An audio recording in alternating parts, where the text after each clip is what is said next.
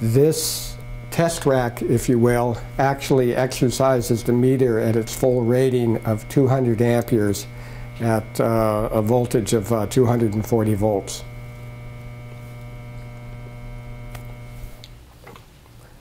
What we are demonstrating here is what we call the EMS 2020 software application, which we're running on a PC.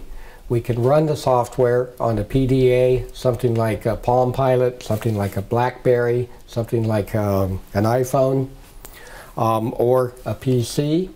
We're going to be speaking more about this in terms of the product migration here in a few minutes. But for now, I simply want to demonstrate real time. When we're looking at this line, we see 2,750, 2,800. It rounds up to roughly plus or minus 50 watts. And more importantly, we're actually displaying what this is costing, 22 cents an hour. Now, this is the background load of this particular office at this point in time, 2,750 watts. 1,000 of that is the lighting which is being used for purposes of this video display. Now I'm going to go in the other room for just a minute, and I'm going to turn the air conditioning on, and we'll show the effect that turning the air conditioning on has real time on the load.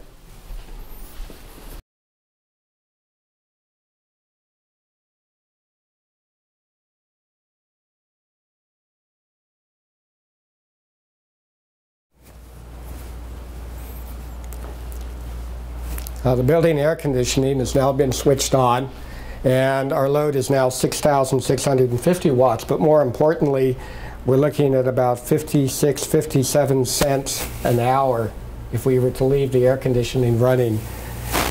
And this is at the lowest time of use, or the lowest tier.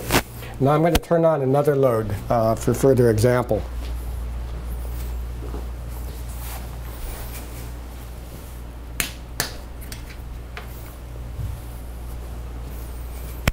Probably blow a circuit breaker in the process.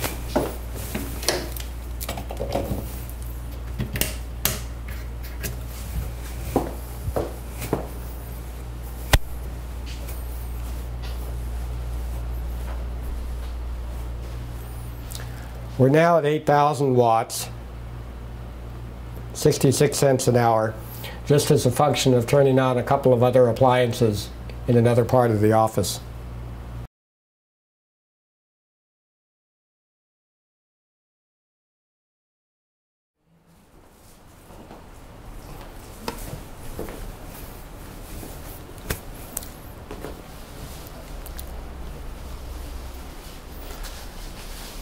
We just turned those other kitchen appliances off.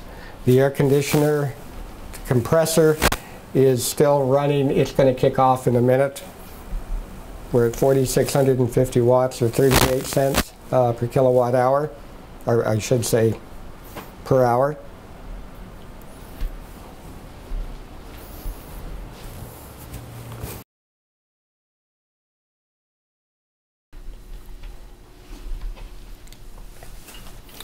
One of the very important and unique attributes of the USCL product line, specifically the EMS 2020 in-home display, whether it be a standalone display or a software application running on a PC or PDA, is the fact that we actually present the data to the consumer real time. That is to say, within a second of a load changing within the house at any point in time, the in-home display is processing that change and makes the apparent increase in the cost and the amount of power readily apparent to the customer. That's a very important point, which one ties into the USCL patent, which we'll talk about a little later. And secondly, it differentiates the way that we present this type of data to the customers versus any of the competitors who typically provide information to the consumer back from the utility host computer, which can be at least 24 hours old and oftentimes several days old. The regulators typically refer to that data as stale data.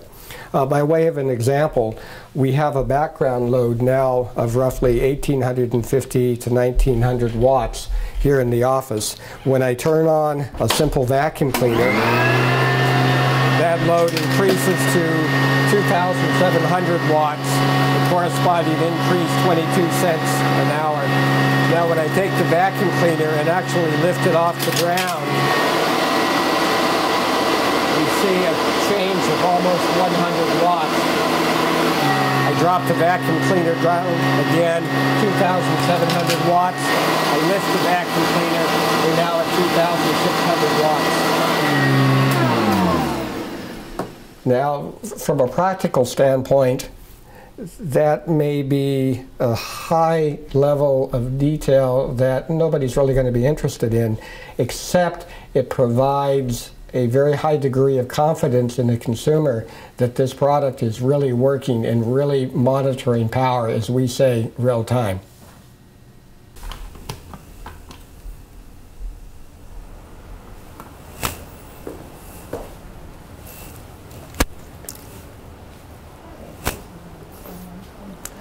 Effectively, what the USCL Smart Meter and our corresponding EMS 2020 display and control device is doing, it's recording energy data and accumulating energy data real time. There are many different types of energy data, some of which we've talked about watts, combination of volts and amperes.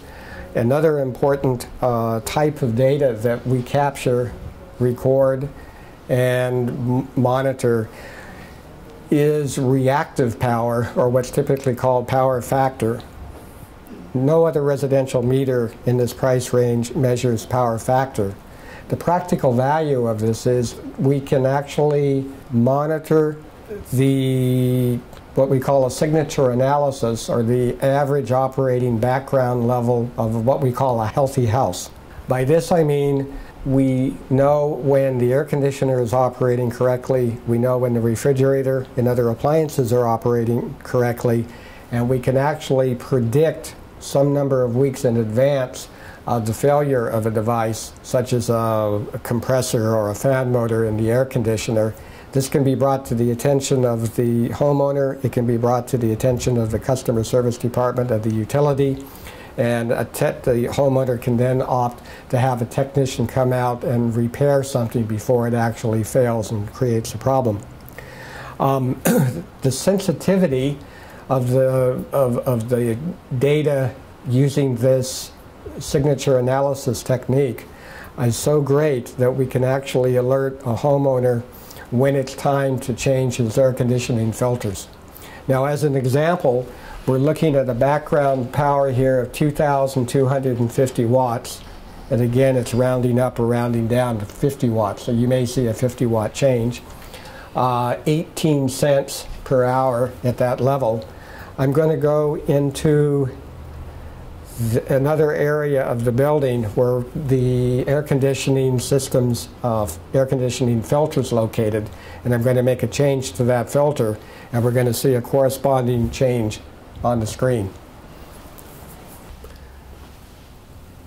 So now we're looking at a load of approximately 2,200 watts, or 18.2 cents per hour, simply as a result of making a change of a dirty filter, and we'll show the filter here in just a second.